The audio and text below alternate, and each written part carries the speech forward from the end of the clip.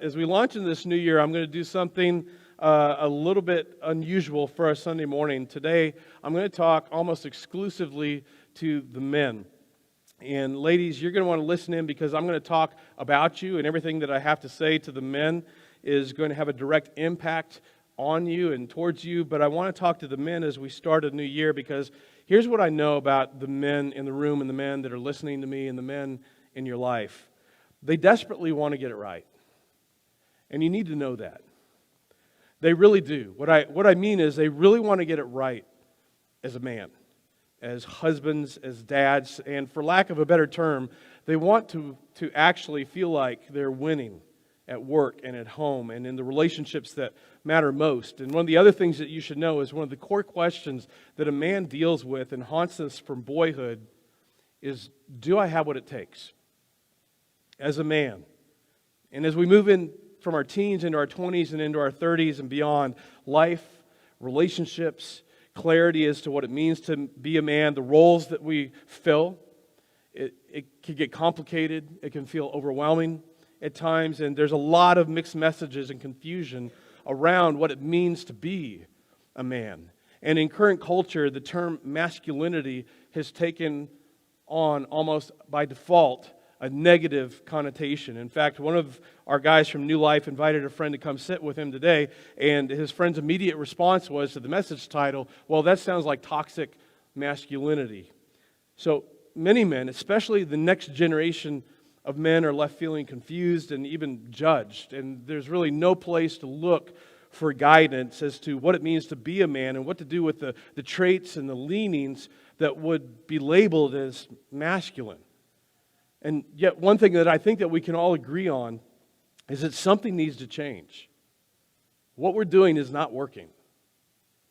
With or without COVID, the world is as broken and divided as it's ever been. And the next generation being potentially the most vulnerable generation in history, with the U.S. having the highest rate of children living in single-parent homes. As a father of 4 grown sons and as a pastor, I have a passion to see men equipped and actively engaged in relationships, the relationships that matter most, and engaged in culture, in social and justice issues, the challenges that our culture is facing, and to see men thrive. Because when men thrive in any culture, when they have a healthy sense of self, and they are engaged with the family and engaged in the community, it is a statistical, sociological fact. Women and children thrive. The most vulnerable are cared for. Marriages and families thrive. There's a positive impact on an entire culture. And if you don't believe me, Google is your friend. Fact check me. Fact check me on any of this. In fact, here's one snapshot from the National Center for Fathering. 63% of youth suicides are from fatherless homes, which is 5 times the average. 90% of all homeless and runaway children are from fatherless homes, 32 times the average. 85% of all children who show behavior disorders come from fatherless homes. 80% of rapists come from fatherless homes.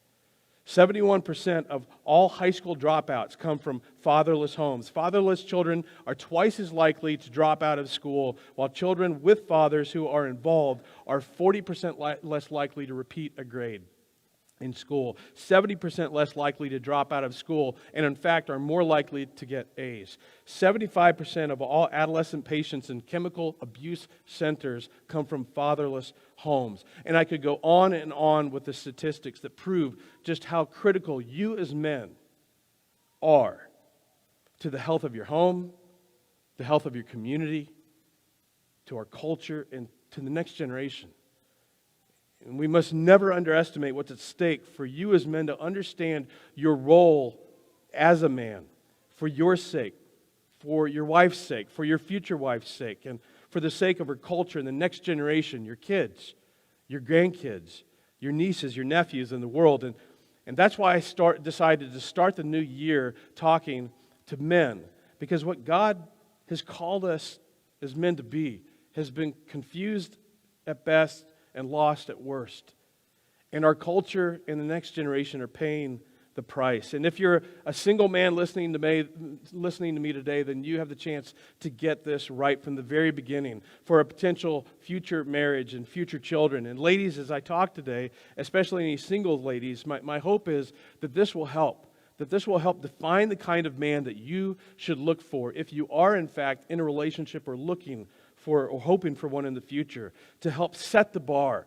Because what I'm going to describe gets to the core of the kind of man that you're most likely to have a lasting, thriving relationship with. And ladies, especially just to prepare you, I'm going to wade into a first century text that in our 21st century Western way of thinking might cause you to immediately put up your guard, especially if you're by nature a leader or a red or a lion or an 8 on the Enneagram. You are smart, you're brave, you're confident, you're gifted to lead as a woman, as I know many of you are. Or if you've ever been mistreated by a man, treated as less than in your life or in the home or at school or in the workplace because you're a woman, and especially if you've ever been the victim of assault where you were made to feel powerless as a woman.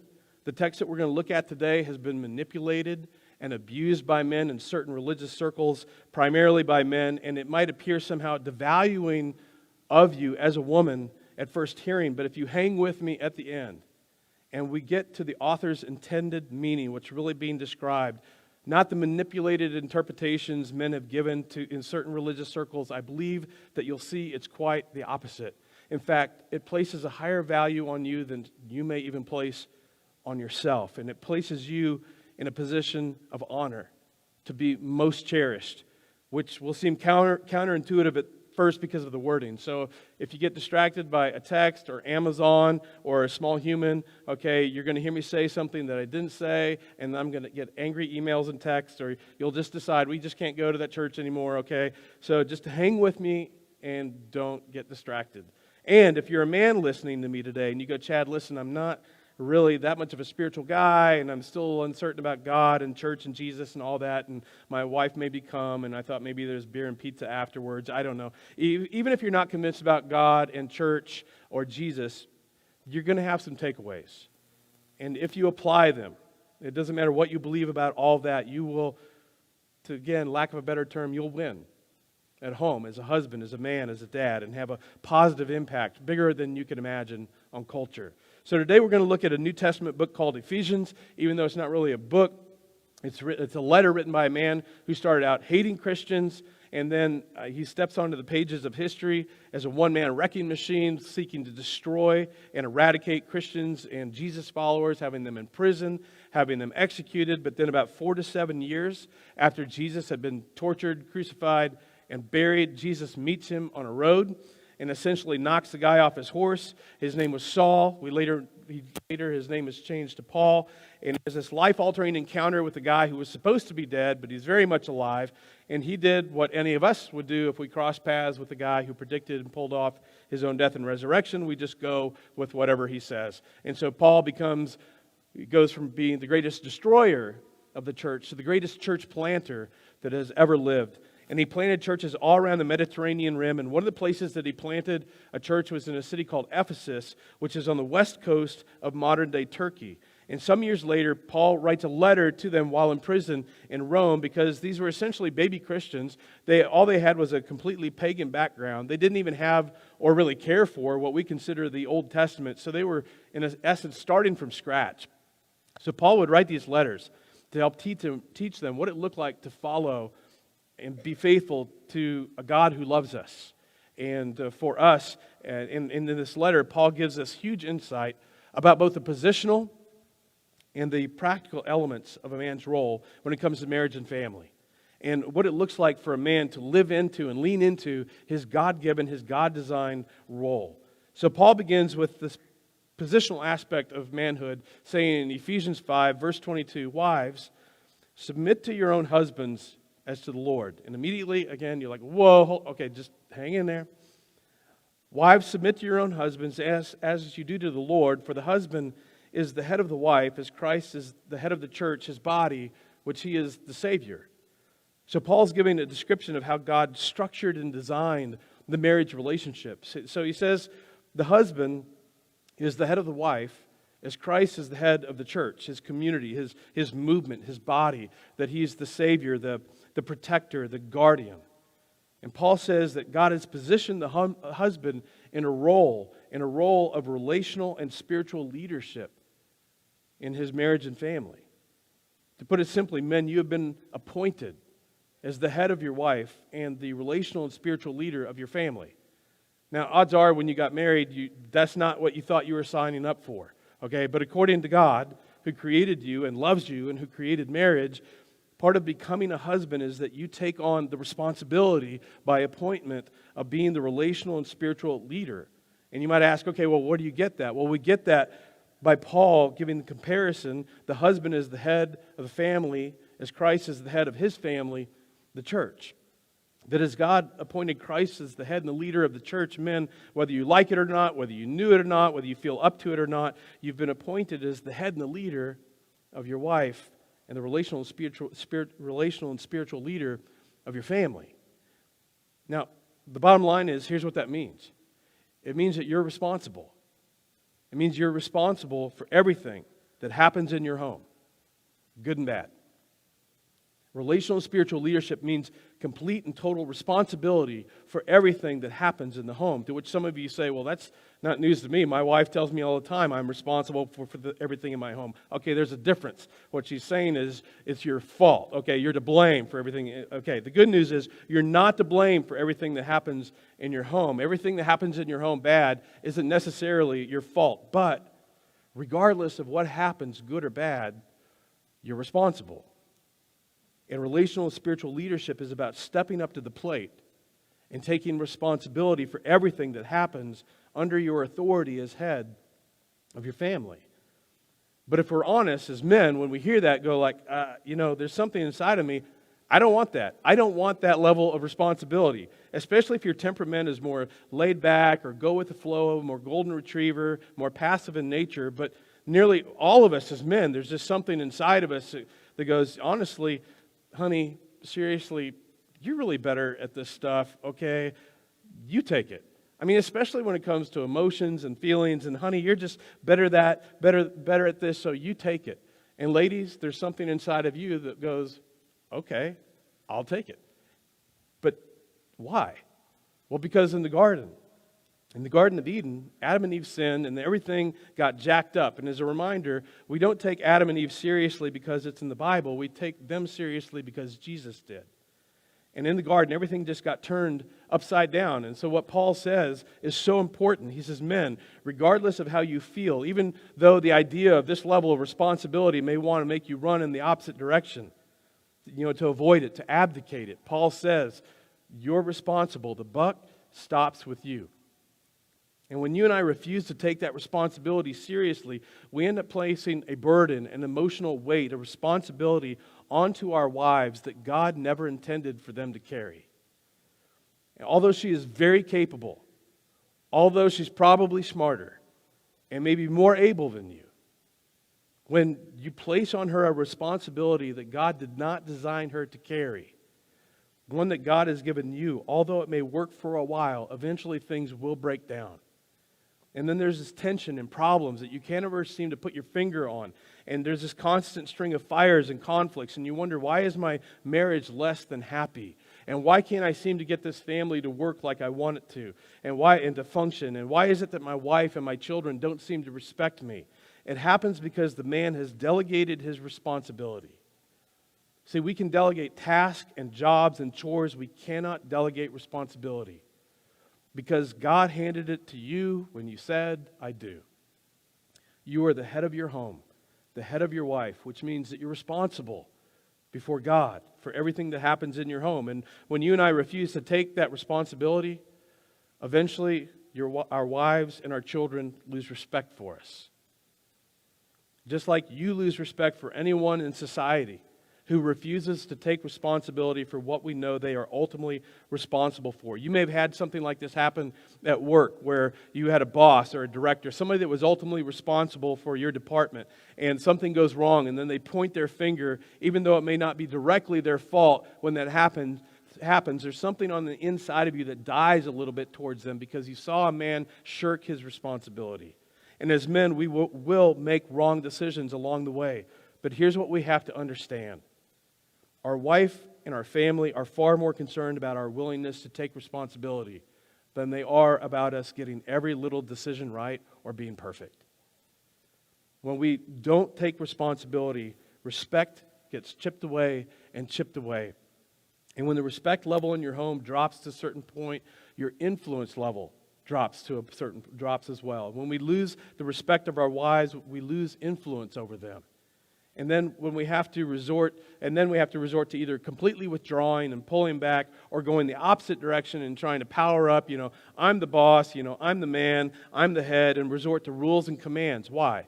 Because we've lost our influence. Are we to blame? Not necessarily.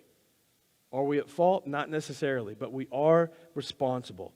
So how do we know if we've missed or we've delegated our responsibility? I'll just give you 4 statements to help you know.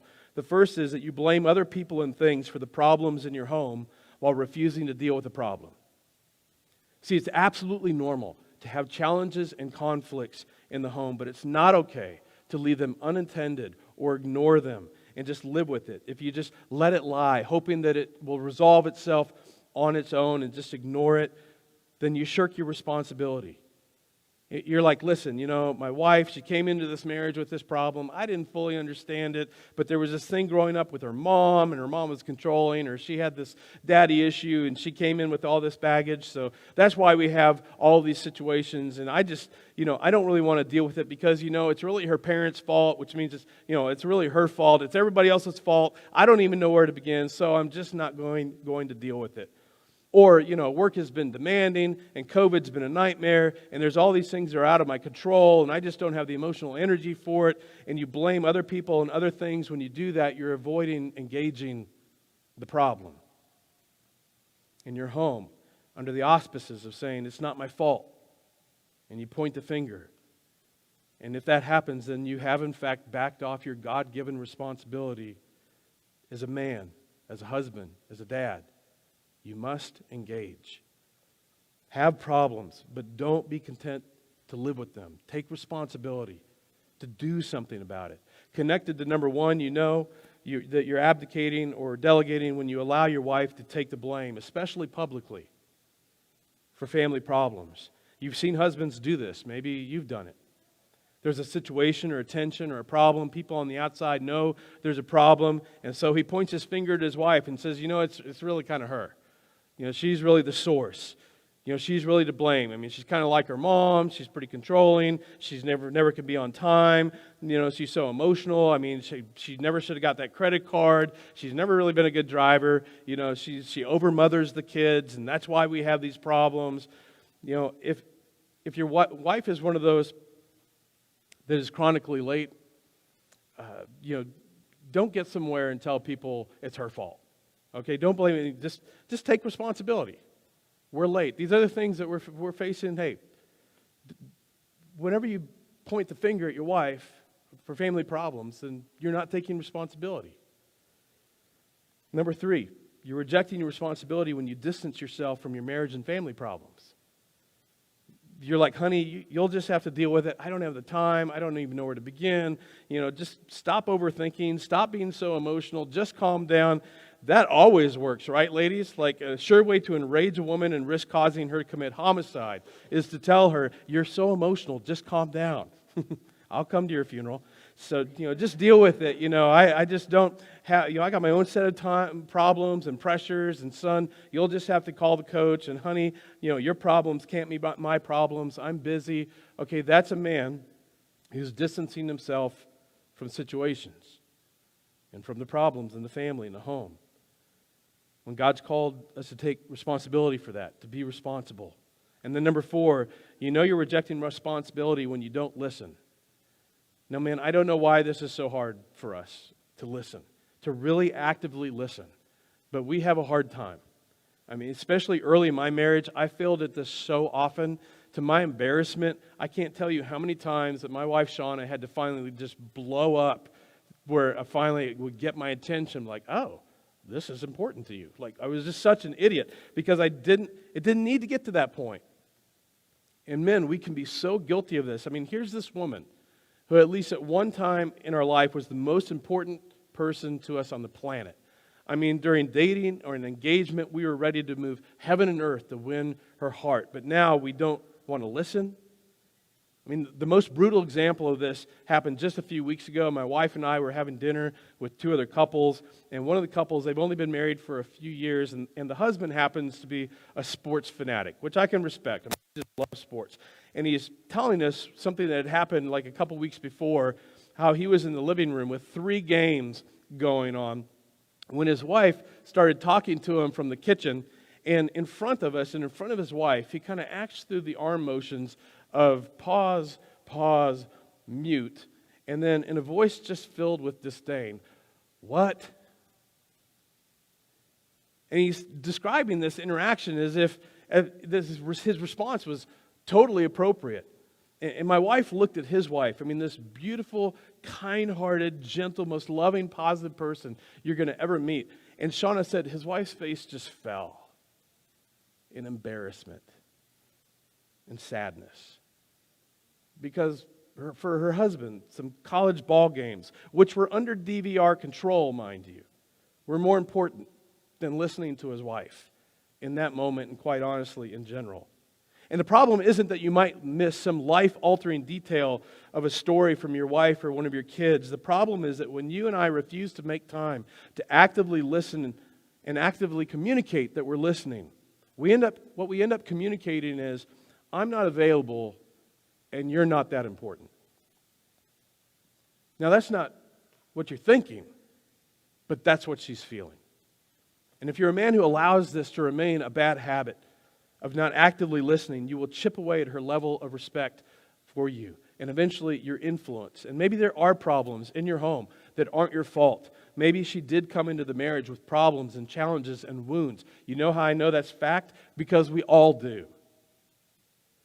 But if you go, "It's not my fault," and ask me to own these problems that are her problems and to take on this responsibility, that's just too much. And that would be a good excuse if you're not a Jesus follower, because if you are a Jesus follower, there's a big problem. Because as Paul says, the husband is the head of the wife as Christ is the head of the church. Do you know what we have at the cross of Jesus? We have a picture of Jesus Christ proactively and reactively saying, "Heavenly Father, these people have a lot of problems, and they are not my fault. But I'm going to take responsibility. I'm going to own their problems. And I'm ultimately going to own their joy, their happiness, their well-being. Their problems are now my problems. And their big problem, sin, is going to become my big concern. And if it takes dying for these people in order to solve their problem, even though it's not my fault, I'm not to blame, even though they got themselves into this, as the head of them, I will give my life in order to solve their problem." And with that in mind, the Apostle Paul says to me and to you as men, own the problems and the well-being of your wife and family like Christ owned the problems and the well-being of the world. Because when that happens, suddenly all of our excuses are nullified. Because the standard is Jesus. So before I go to the next part, I just need to ask, have you embraced this kind of responsibility? If you're married, is your wife convinced that she is your top priority? Is your family convinced that they are your top priority? Is your family convinced that you love and value them unconditionally? That you don't just wait for problems to arrive, that instead you proactively invest in your wife. Proactively invest in her happiness and the strength of your marriage and the well-being of your children. That you take the initiative to read books, to seek counsel from more seasoned husbands and dads, and when you look, men, that you look at their lives, you look at their marriages, you go, I want to be that kind of man. I want a marriage like that, a family like that. Are you getting time with them? Do you actively pursue and build up your wife and your family in the areas of tension and conflict? Are they convinced that since they're worried about it, you're worried about it too? Is your wife convinced that her concerns are your concerns? Are they convinced that the things that are stressing them out you know and care about, and that you are committed to, as the head of the home, to bring all of your resources to bear to solve those things? Are they convinced of that? Because if they aren't, your respect and your influence are at stake. The Apostle Paul goes on. He gives us a more practical aspect of relational and spiritual headship. And when you read, wives submit to your husbands, the assumption would be that he would then turn to husbands and say, they're going to submit, your job is to rule. But instead he says, no, husbands, here's how you're to respond to submission. You are to love your wives. Well, how? Just as Christ loved the church and gave himself up for her. Men, as your wives submit, your response is to be loving, not ruling. Not by somehow setting up a command post and pointing to the fact that they're supposed to submit. Hey, I'm the man, I'm the boss, the Bible says submit. No, our response to submission is to be sacrificial love. Do you know why so many women understandably hit the roof about the whole submission thing? I'm convinced it's because they've never been truly loved by a man who got this right. Because they're afraid. If I submit, my husband's going to just run all over me. If I submit, then my husband is going to use this to his advantage. But in the very same passage of Scripture that men, especially in certain religious circles, love to run and grab a hold of, the same text says our responsibility is actually greater. Because to love like Jesus is synonymous with sacrifice. So the good news is, he's not commanding us to feel a certain way by saying, men, love your wives, which is good news. Like legit, not to like boast or brag, but my marriage today in many ways is thriving. But in the 34 some years that we've been together, there were periods of days or even months where not only did we not feel love for one another, we didn't even like each other. We were directly faced with this teaching from Paul, and I'm telling you, by embracing it and taking it seriously is how we broke through to something amazing. But me as a man, accepting fully my responsibility to love my wife as Christ loved the church, unconditionally, sacrificially. So Paul's not saying feel a certain way. He's saying, husbands, regardless of how you feel in the moment, love your wives, just as Christ loved the church. And how did Jesus love the church? That while we were in conflict, while we were in opposition to Him, while we felt no love or affection, still He chose to lead the way and take responsibility and gave Himself up for her, for us. You see, this isn't about feeling, this is about choosing to sacrifice. And the picture here is this, men. Jesus Christ loved the church in such a way that we were better off after He came than before. So here's the question for those of us men that are married. Men, is your wife better off now than before you came along? Or is she kind of missing the good old free single days?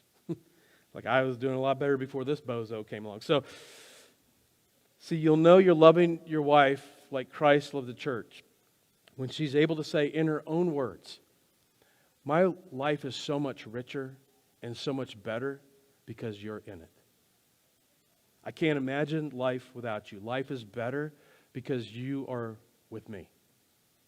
Husbands, love your wives just as Christ loved the church and gave Himself up for her to make her holy and cleansing her by the washing with water through the Word and to present her to Himself as a radiant church without stain or wrinkle or any other blemish, but holy and blameless. And see, there's all this kind of beautiful and flowery and ooey gooey mushy stuff, and it's so rich in symbolic language, I don't have time to go into it. But I think Paul was smart enough to know that many of us men, we wouldn't get it. It would go over our head, that we can be a little emotionally constipated, and we just wouldn't get it. So he adds, okay, let me put it this way. In the same way, husbands ought to love their wives as their own bodies. Now that I can get, okay? See, I take really good care of me. I'm very sensitive to me. When I'm hot, I deal with it. When I'm cold, I deal with it. I fix it. When I'm hungry, I fix it. When I'm sad, I fix it. When I'm tired, I fix it. When I'm feeling frustrated or overwhelmed, I do whatever I need to do to address it. I am very sensitive to me. So Paul says, husbands, men, I want you to become as or more sensitive to the physical, emotional, and mental needs of your wife as you are to yourself. That's what it means to love your wife as I have called and positioned you to love her. See, men, you may have been told that you're so insensitive, but the problem is we're not insensitive. It's just that all our sensitivity is focused on us. I mean, I'm so sensitive to me, and you're so sensitive to you. And Paul says that loving your wife as Christ loved the church is about proactively, reactively refocusing your sensitivity to the emotional, physical, and mental needs of your wife. As much or more than you have been to yourself, loving her as I've loved the church. And that is challenging. And here's why. Because it strikes at the core of our selfishness. See, I don't want to take responsibility for my wife's physical, mental, and emotional well-being. I mean, women, as a shock, are complex. Okay? In my experience. And it's like I've got other things that I can do in my life that are far less complicated and offer far more immediately gratifying results while still directly helping my wife and my family. It's why historically men can be so tempted to just throw themselves into a career. Okay, because in that environment, men are able to do projects and tasks that have a beginning and an end, and we often get recognition for our successes while also providing for our family, which is why we get defensive if you as a wife say you don't feel like we actually love or value you, and then we begin to point to all the hours that we're working and the hard work we put in and all that we do for our family. But men, though there may be some truth to what we're saying, work can also be a means to avoid engaging the things that make for a real and thriving relationship, which matters so much more than a career. We're responsible to dig deeper, realizing that my wife's perception becomes my reality. And we need to step back from that initial defensiveness and go, have I really been actively and proactively loving my wife as Christ loved the church? Or have I been off balance? And chances are we are. And besides all that, let's be honest, for those of you men who are married, part of why we push back on the responsibility that Paul is calling us to is because you didn't marry her for her sake. You married her for your sake. What I mean is your primary motivation in who you married wasn't because you wanted to make their life better. You married them because you wanted to make your life better. And in our egotism and pride, we just assume that our wives' life will just be better by default. I mean, of course, Shauna, her life's going to be better because she's married to me. Like, it just happens, right? It was the same with you and who you married. And ladies, before you play that card against us, let's just admit it, you thought the same thing. You had the added bonus, though, of thinking, I can fix him. I can work those rough edges off. I can change him. See, every man that ever gets married is getting married because he thinks his life will be better because of who he's marrying. And I don't think we can fault each other for that. That's just part of being human. But listen, for a marriage and a family to thrive, your attitude and my attitude has to change. And for your marriage to be happy and fulfilling, which is what we all want our marriage to be, we've got to refocus our attention and decide, as men, I'm going to love this woman as Christ loved the church, which means I'm going to embrace my responsibility to proactively and when necessary, reactively put her desires and what she thinks and what she feels and what she wants ahead of what I want and think and feel. And when that happens, then I am loving her as Christ has called me to love her.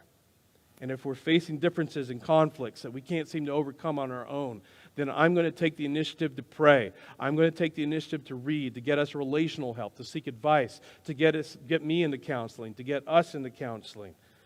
And wives, let me just say, if you've got a husband that ever suggests or is open to counseling, that's a great start, because a lot of guys will not do that. Whatever it takes to not just settle and just stay married, but to want to be married. Spiritual leadership is about love, and to lead is to love, and to love is to lead. Not ruling, not commanding, not controlling. Proactively and reactively putting our wife and their needs ahead of our own. So ladies who are dating or hoping for a future marriage, here's my advice. Don't fall for the guy who's got the Bible app on his homepage and he can quote a lot of Bible, a guy who talks about growing up in church but who's selfish or impatient or stingy with his generosity towards others or is consistently critical or controlling, because that will not end well. At the same time, if you meet a guy who just takes responsibility, especially to serve or sacrificially take a stand for others, who understands how to love and honor and cherish and tune into your needs, don't be thrown off by the fact that he can't quote as many verses as you can, or that he didn't grow up in the same church environment that you did, or he doesn't know everything that you know, and even though he may struggle to talk as openly about his faith as you do, because spiritual leadership is not about performing Christian tasks. It's about sacrificial love. It's the ability to put others first, especially the woman that God has placed into his life. That's what it's all about. And for some of you men, your pushback might be, Chad, you don't know my wife. And don't tell her I said this, but my wife is not going to follow anyone. Okay, she is not a follower. And honestly, I don't want to lead her. Okay, and even if I did, I don't think there's anything in the world that I could do to convince my wife to follow me. I mean, she's a red, she's an 8 on the Enneagram, she's a lion, she's a commander, she's a boss by nature. She has the spiritual gift of telling me what to do. And yeah, I think she's lost some respect for me, but what do I do? And here's what you need to do. You just need to love unconditionally. And love as Christ loved us, unconditionally, proactively, love. And take responsibility, and take responsibility. And if you are hitting walls that the two of you together cannot overcome on your own, then you take responsibility to get help, to get counseling, to get both of you into counseling, but you don't give up taking the initiative to show love and taking responsibility. Regardless of how you feel, your temperament, your personality, you take responsibility like Jesus, because there is within that woman, as hard as her shell may be, as thick as the walls may be, and there's likely a very good explanation as to why that is. There is inside of that woman a part of her that wants to be loved, honored, and cherished.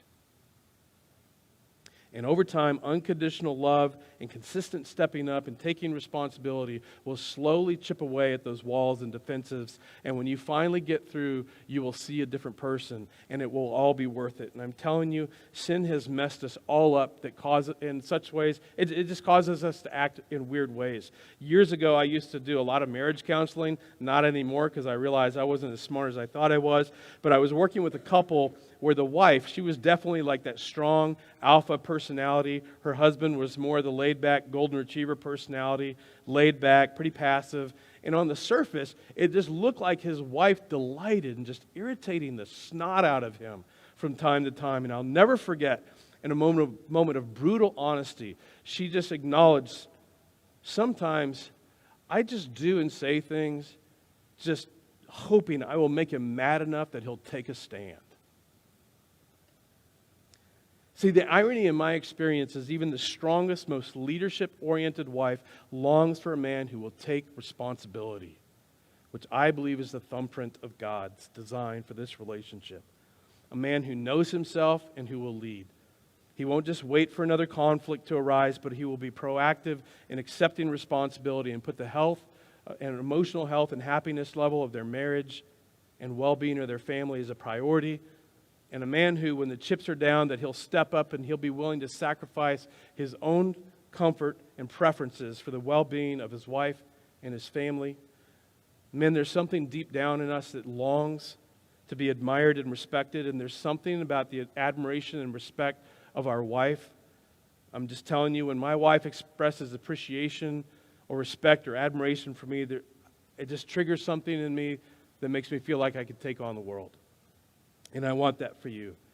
And you can have a passive personality and still take responsibility and proactively love your wife. And if you do, and if you don't give up, eventually you'll break through.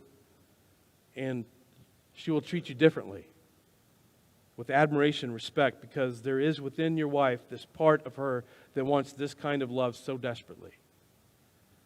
And if she won't follow, odds are it's probably because she's never been led in unconditional sacrificial love. And I don't mean she didn't have a strong dad that commanded everyone around and told everybody what to do. She may have had that, but she's never been made to feel like she's truly the most important person on the planet.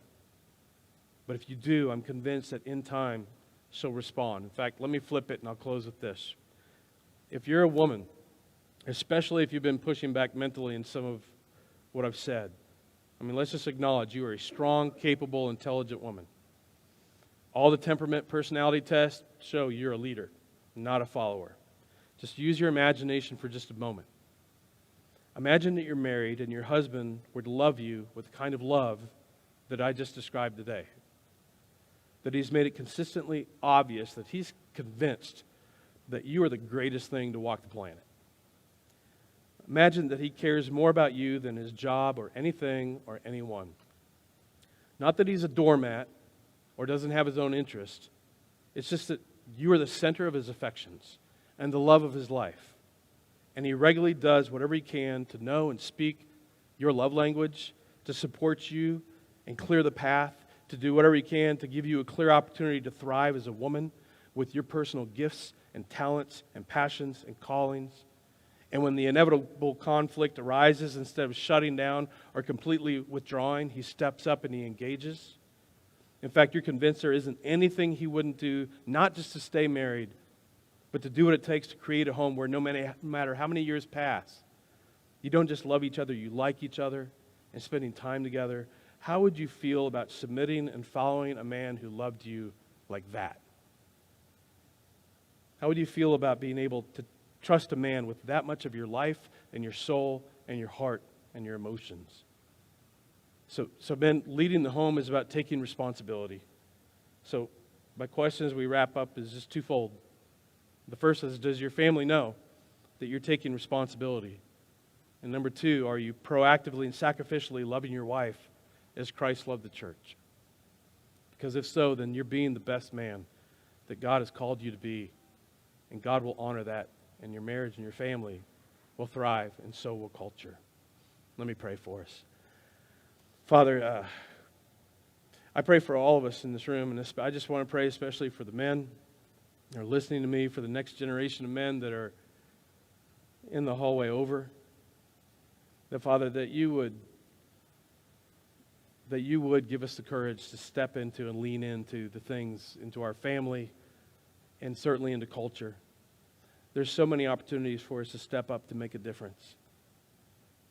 And again, Father, all the statistics show what a difference it makes. The difference between an engaged, healthy-minded man and a disengaged or absent man. And Father, in this world, it's just filled with so much confusion and chaos that, God, there's an opportunity for us to step into this gap. And so I pray for all of us as men that you would give us a clear and healthy sense of self that's defined by you and not culture or anything else. And that, Father, that you would give us the intuition and the perception and the understanding and the wisdom to love our wives and to love our families and to love those around us as you have loved us, so that through us we might see an unmistakable work of you and your promises that come true. And so, Father, I pray all this in the name of Jesus. Amen.